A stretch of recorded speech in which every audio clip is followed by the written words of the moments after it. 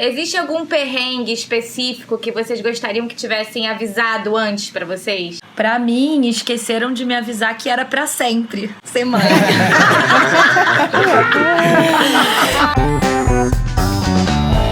Para quem não nos conhece, nós somos a Conexão do Bem. A gente leva a arte para dentro dos hospitais públicos do Rio de Janeiro.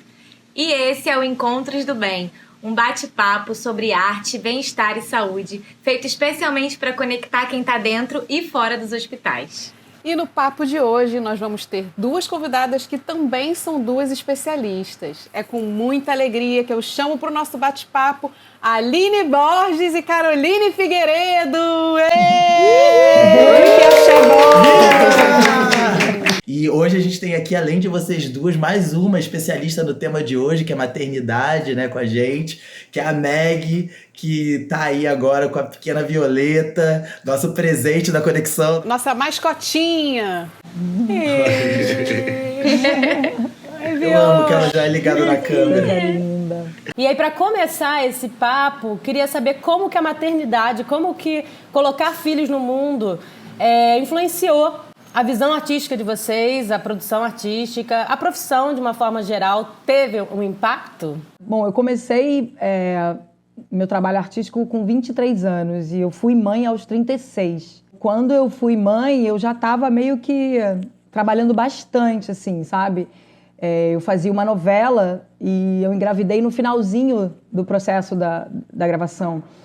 E eu tive a bênção, a sorte de ficar contratada durante mais 3 anos. Então, a minha gestação foi muito assegurada, assim. Eu estava empregada, eu estava estruturada, porque isso é muito importante, né?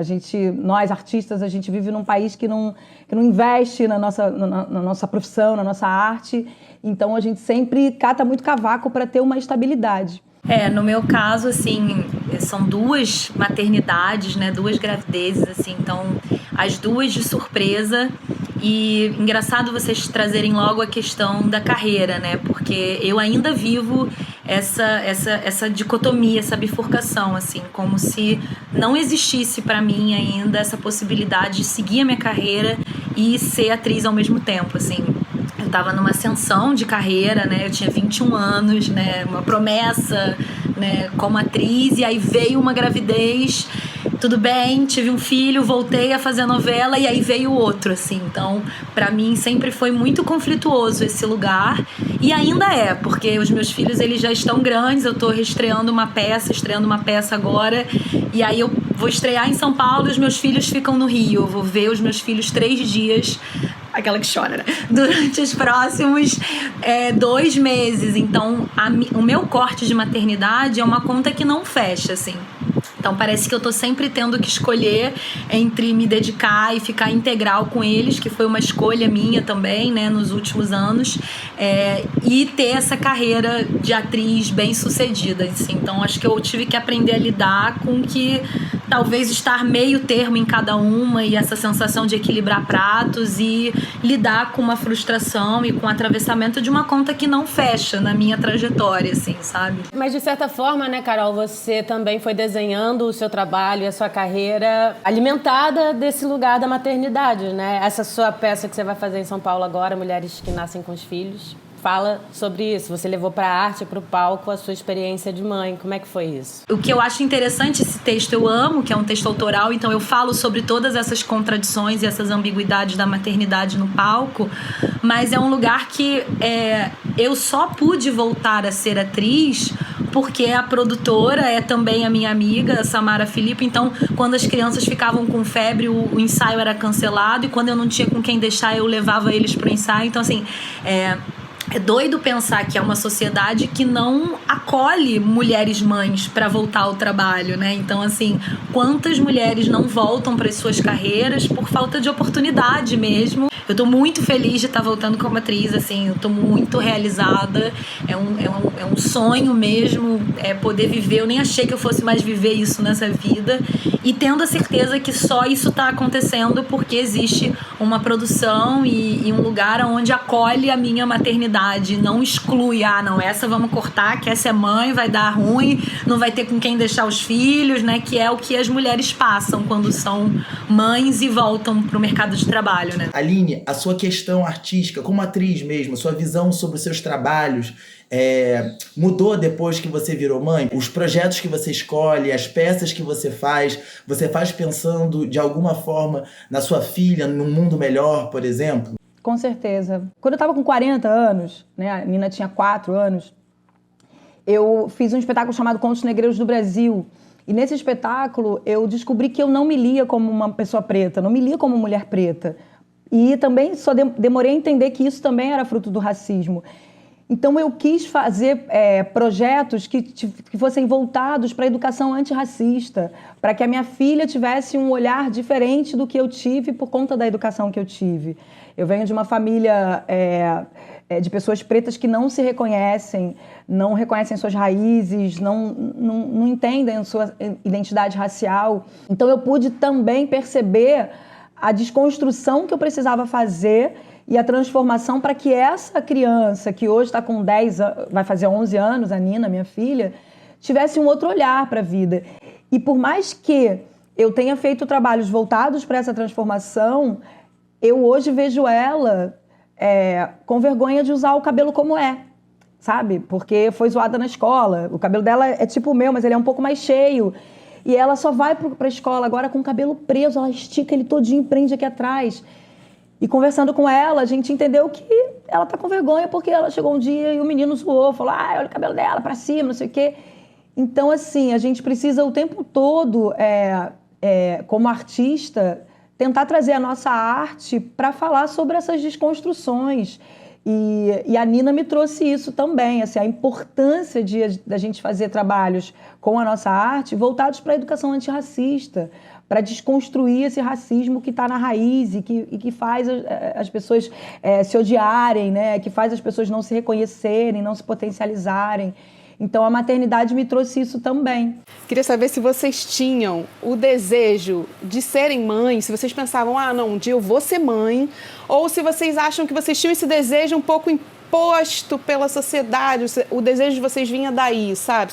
Porque às vezes eu, por exemplo, estou com 35, né?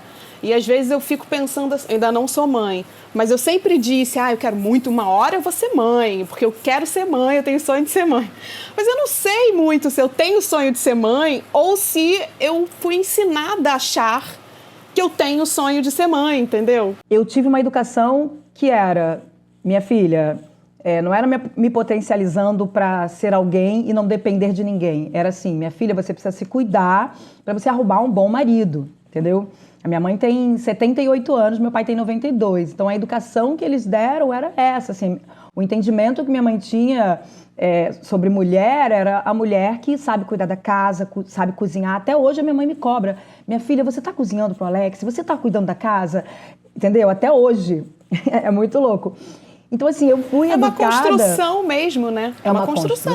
Ela aprendeu isso também, não veio da cabeça dela. Ela aprendeu a ser assim. A minha avó... Eu fui educada assim, você nasceu mulher para procriar, para casar bem, case bem e tenha filhos, cuide de você e cuide dos seus filhos. Então, quando eu encontrei o Alex, que é o amor da minha vida, assim, eu tô com ele há 12, mas a gente já se conhece há 23, eu quis muito ter filho com ele, eu já sabia que eu ia ter uma menina, foi tudo meio que programado. Mas, depois... assistindo o espetáculo Mãe Arrependida, assistindo o projeto da Joana Lerner também, que também fala sobre essa desconstrução da maternidade, essa maternidade romantizada.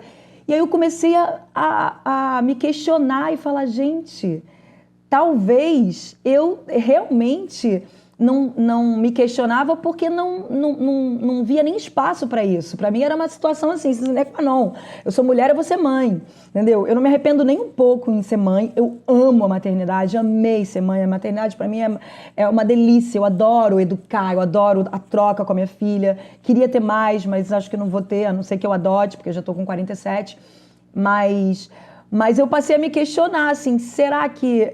Eu acho que eu tive... muito baseado nessa construção, entendeu? Eu não tive nem tempo de falar, peraí, será que eu quero ou não? Porque eu tô falando que foi lindo, mas não foi só lindo. Tiveram momentos da maternidade em que eu entrei no chuveiro e chorei rios e falava, caraca, eu não aguento mais, eu não tô dando conta. Mas era num lugar assim, porque eu não delegava, eu não dividia com o meu marido as tarefas. Eu queria fazer tudo, porque eu fui ensinada a acreditar que mãe tem que dar conta de tudo. Entendeu? Então, até pouco tempo atrás, eu queria dar conta de tudo. A Nina tá com 11. Quando ela era com 1 ano, 2 anos, eu queria dar conta de tudo. O Alex estava ali, que o meu marido é artista também. Nós dois somos da mesma profissão, então a gente tem os horários maleáveis. Ele estava ali tentando e eu querendo bloquear, achando que ele não faria bem quanto eu faria. Porque eu fui educada assim, é uma loucura, porque isso só me estressou. Isso só fez com que eu ficasse, no futuro, a longo prazo, eu fiquei com muita raiva dele. Porque eu falava, caraca, eu faço tudo sozinha. Ele falava, mas você faz sozinha porque você quer, eu tô aqui querendo fazer e você não me deixa fazer. Então, assim, é uma construção que caga a nossa cabeça de uma maneira muito louca. Eu acho que eu sempre sonhei em ser mãe, mas não consigo perceber se isso foi um chip introjetado dentro de mim, um sonho que me ensinaram desde que eu brincava de boneca, que aquilo ali era uma função minha. Mas o que aconteceu comigo é que parece que tem um check de ser mulher, né? Então você namora, depois você casa, depois você tem filho e aí você tá realizada. E comigo foi tudo ao contrário, essa escadinha. Com 23 anos eu já tava separada, já tava num casamento falido, já tava com 2 filhos e com uma profissão congelada. Então, assim, foi muito interessante ver que tudo que dizem que é um caminho de realização como mulher e como maternidade, na minha trajetória foi um caos. Foi tudo ao contrário. Agora, nunca passou pra mim essa possibilidade de ser realmente uma escolha, né? Pra mim foi muito meio, uau, tô grávida, vamos lá, né, assim. Então, eu sinto, eu gosto de falar sobre maternidade e sempre digo isso, assim, que cada mulher vive a maternidade de acordo com o corte racial, de privilégios, de dinheiro, de estrutura e do quanto que aquilo impactou a vida dela, né, porque muda muito, né, se você tá num casamento estável ou não, se o pai chega junto ou não, se você tem dinheiro ou não, né, assim. E por incrível que pareça, eu ainda quero ter mais um filho na vida, mas eu brinco que eu só vou ter um filho se eu tiver estrutura, assim, sabe? E aí falando de uma coisa bem física e bem material mesmo, que foi um pouco do que me faltou. Então foi uma maternidade muito improvisada, assim, fui renascendo como mãe, como profissional, enquanto os meus filhos já estavam crescendo, assim, sabe? Então eu gostaria de experimentar essa maternidade mais leve, mais estruturada e com uma cabeça. Gente, tinha 21 anos. Eu também não sei identificar onde que esse desejo de ser mãe é um desejo, né, que vem de mim ou que foi introjetado em mim. Porque fica tudo meio confuso mesmo. Acho que a gente vive uma pressão externa muito grande, assim, principalmente quando a gente tá dentro de um relacionamento longo. Eu acho que a gente passou muito por isso, assim, da família. A gente tá junto há 10 anos já. E a gente foi ter filho agora. E com 5 anos a minha avó já falava, e aí? Cadê, sabe? Cadê meu bisneto? Minha bisneta? Então tem uma pressão externa, assim, muito grande de ver um casal que já tá junto há muito tempo falar, cara... E aí eu pensei várias vezes, será que eu realmente quero ser mãe? Será que eu tenho esse desejo de gerar, né? Ou de adotar, ou, enfim. Mas pegando esse gancho aí desse processo de romantização, né? Da gravidez e da maternidade, queria perguntar pra vocês... Gente, o Dindo tá aqui fazendo estripulinhas pra tentar. E além de Dindo, ele é o roteirista também da Conexão do Bem. Aparece aí. Foi meia hora! Consegui! Existe algum perrengue específico que vocês gostariam que tivessem avisado antes pra vocês? A amamentação, que eu passei muito perrengue. Eu subestimei, achei que ia fazer com o pé nas costas e eu tive muita dor. Foi muito difícil, sabe? Eu consegui amamentar minha filha até os 8 meses, mas assim... Pra mim, esqueceram de me avisar que era pra sempre ser mãe.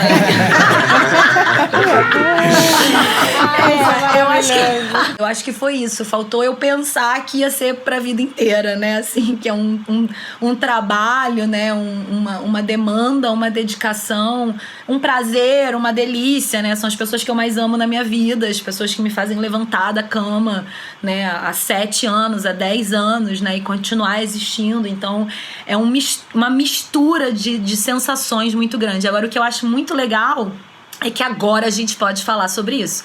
Porque há 10 anos atrás, quando eu comecei a usar uma hashtag maternidade exaustão, gente, eu tô cansada, gente, é isso mesmo, eu era abertamente cancelada, não tinha o feminismo tão forte, não tinha essas discussões tão acaloradas nas redes sociais. Então eu achei que era um desajuste meu, uma solidão minha e uma falta de competência de servir a esse papel de ser mãe, esse papel social individual. Mas agora eu vejo que é coletivo, que é sistêmico, que a nossa geração tá trazendo isso, né? Que a nossa mãe, nossa avó não poderiam nem falar quanto é tenebroso e delicioso. É o famoso credo, que delícia, né? Exatamente. Aproveitando muito, assim, tudo que a gente já tá falando, me passa umas coisas pela cabeça, assim, porque Carol falou, né? Queria que me avisassem que é pra sempre. É uma coisa que eu penso muito, assim. Não sou mãe, talvez queira, talvez não sei, aquela idade, beleza. Mas comecei a perceber também que a minha vontade também se restringia à gravidez, ao primeiro momento. Como é que é depois ter um ser humano e ser responsável por esse ser humano, enfim. Então, pontualmente, assim, queria saber, com a experiência de vocês, que já têm filhos crescidos, coisas que vocês perceberam que perdeu-se, assim, o indivíduo não pôde mais fazer, e que vocês acharam que era definitivo, mas que com os anos, com o trabalho, conhecendo outras possibilidades, falaram, não, eu vou retomar isso aqui pra mim. Eu acho que o trabalho mesmo, né? A gente, quando a gente tem um filho, assim, no início, né? A gente se afasta de verdade do trabalho. Eu acho que eu senti... E também da sexualidade, né? Eu acho que eu me afastei, assim, desse lugar mulher. E eu virei só mãe. Eu acho que durante muito tempo eu não questionei isso. E aí, quando eu senti vontade de voltar, eu senti também uma dificuldade, assim. Mas era uma dificuldade... Parece que a gente enferruja. Parece que... sei lá, eu acho que eu fui atravessada de uma maneira que talvez... venha do meu entendimento, da construção da forma como eu fui educada. Engraçado, porque eu ia falar exatamente da minha sexualidade também. Acho que o bebê chega, né? A criança chega e toma um pouco a sua identidade, que a gente constrói a nossa identidade em cima da nossa profissão, da nossa vida social, do nosso círculo social. E aí, assim, nos primeiros 2 anos, isso tudo rui, né?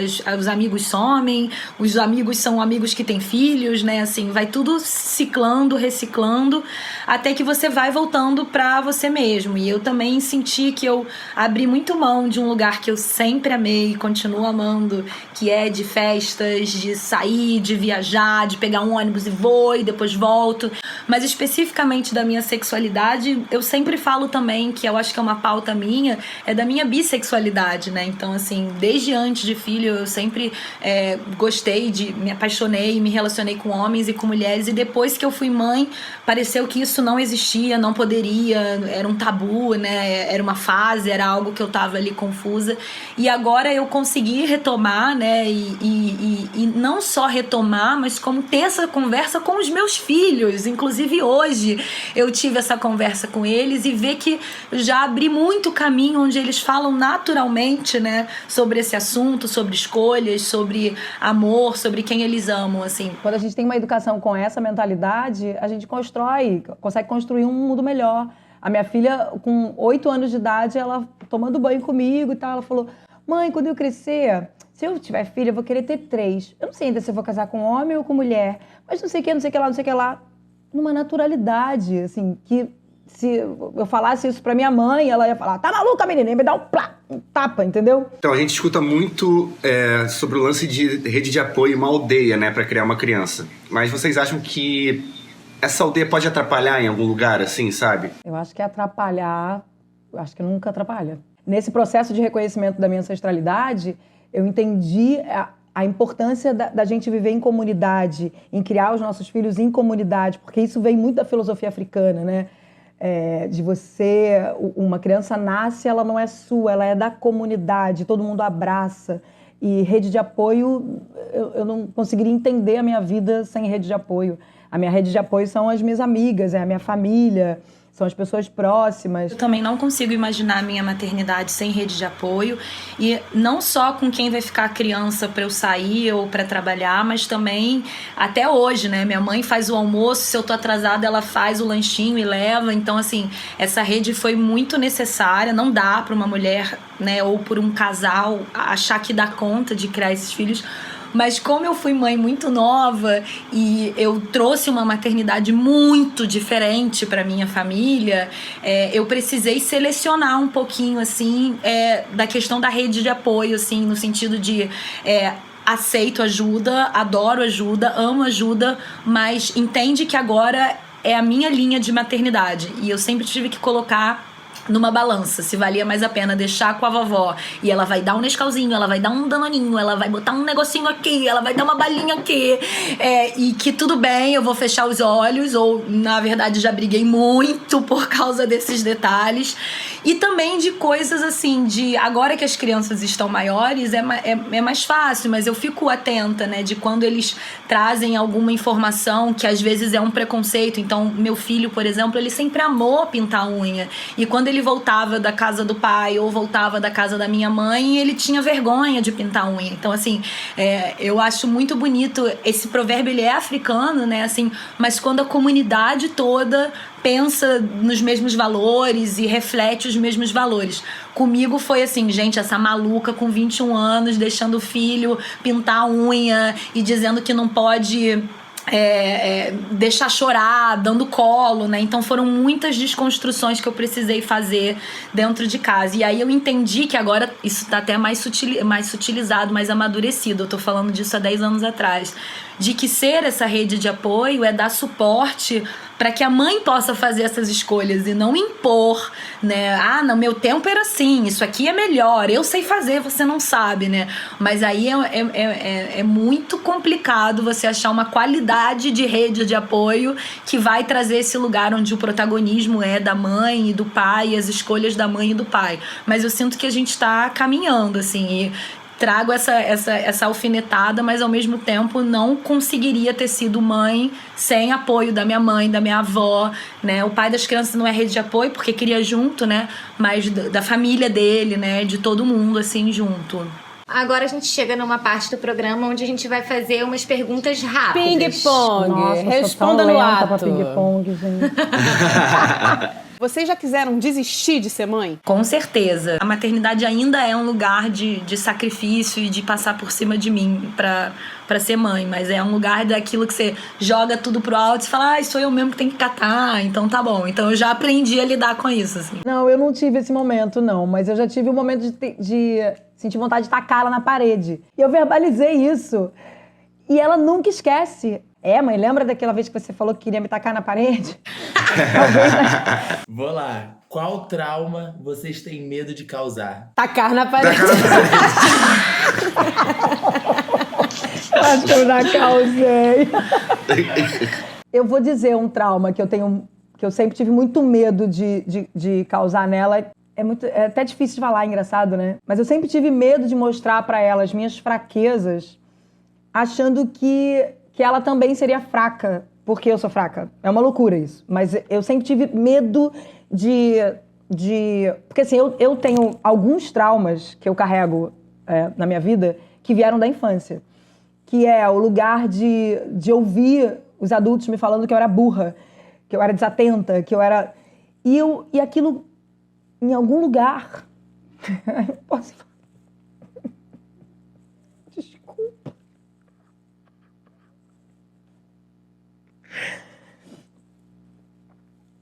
Peraí, eu vou conseguir.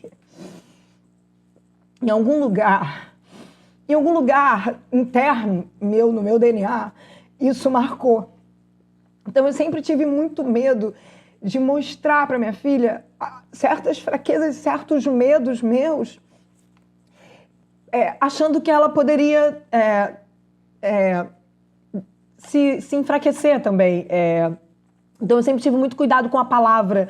Eu sempre potencializei muito ela, sempre tive muito cuidado de de nunca dizer pra ela que ela não ia conseguir, entendeu? Porque isso traumatiza. Quando você fala assim, e uma vez eu tava com a minha mãe, com a Nina, na casa da minha mãe, a Nina tava tentando fazer uma coisa, acho que era uma palavra cruzada, alguma coisa assim, e ela não tava conseguindo.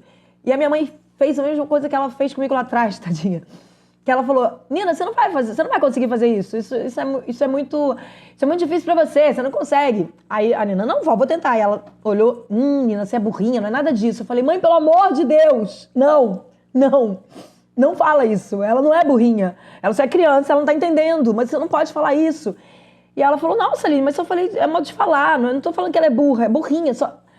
Aí eu respirei, e aí pela primeira vez eu tive uma conversa com ela, assim, depois que a Nina saiu, eu conversei com ela e falei, assim, o tanto que ela tinha me traumatizado lá atrás, quando ela dizia mesmo sem querer me traumatizar, que eu não ia conseguir porque eu era burra, porque aquilo era muito pra mim, nanana. Hoje eu entendo que não, assim, eu não preciso esconder as minhas fragilidades, eu mostro as minhas fragilidades pra ela. O que eu jamais posso fazer é desacreditar ela, é falar que ela não vai conseguir, é dizer pra ela que aquilo não é pra ela. Então eu tô o tempo todo potencializando ela e fazendo ela enxergar que ela pode tudo o que ela quiser. Eu acho que eu tenho medo, assim, deles não acharem que eu estou ali incondicionalmente pra eles quando eles precisarem, assim, sabe? Quando eles me pedem um colo, já é 10 da noite e eu já falo, hoje eu não tenho pra dar.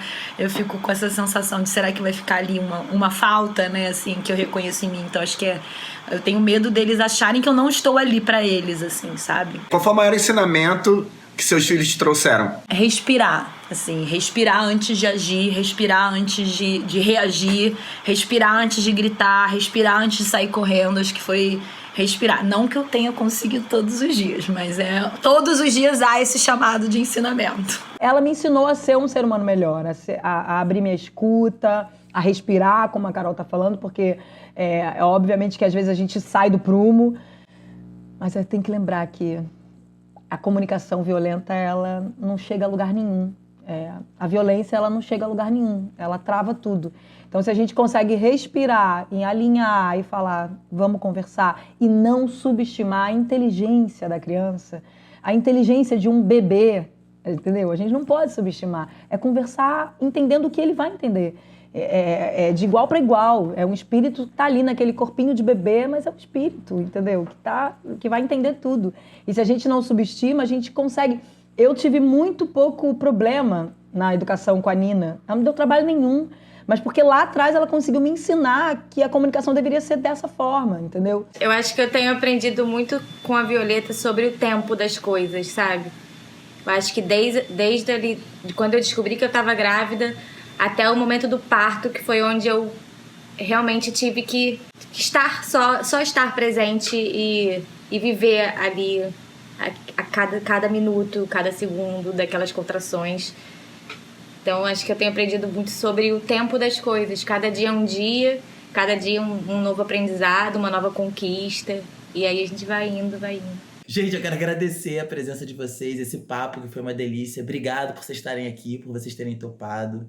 Obrigado do fundo do nosso coração. Queria agradecer também, eu já acompanho o trabalho de vocês há muitos anos.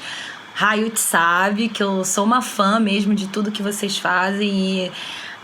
me senti amada, acolhida, emocionada. É muito lindo estar diante da presença da Aline, que eu amo muito também. Vida longa ao projeto, vida longa a vocês. Tô muito feliz de estar aqui, muito emocionada, assim, muito reconhecida mesmo, como mulher, como mãe e como amiga. Hoje eu tô aqui falando sobre maternidade, que é uma coisa que eu amo, que me atravessa de maneiras muito profundas, que é sempre uma limpeza muito grande pra mim. Então, assim, tô saindo leve dessa troca. Pra mim é uma honra estar com a Carol, porque ela me inspira muito nesse lugar da maternidade, da artista que ela é. Então, muito, muito, muito obrigada. E parabéns pelo trabalho de vocês, viu? Axé. Pra celebrar esse encontro e esse bate-papo delicioso, vamos sambar um pouquinho? Eu vi um menino correndo, eu vi o tempo brincando ao redor do caminho daquele menino. Eu pus os meus pés no riacho e acho que não cochei. O sol que ainda brilha na estrada que eu nunca passei. Eu vi a mulher preparando outra pessoa. O tempo parou pra eu olhar para aquela barriga.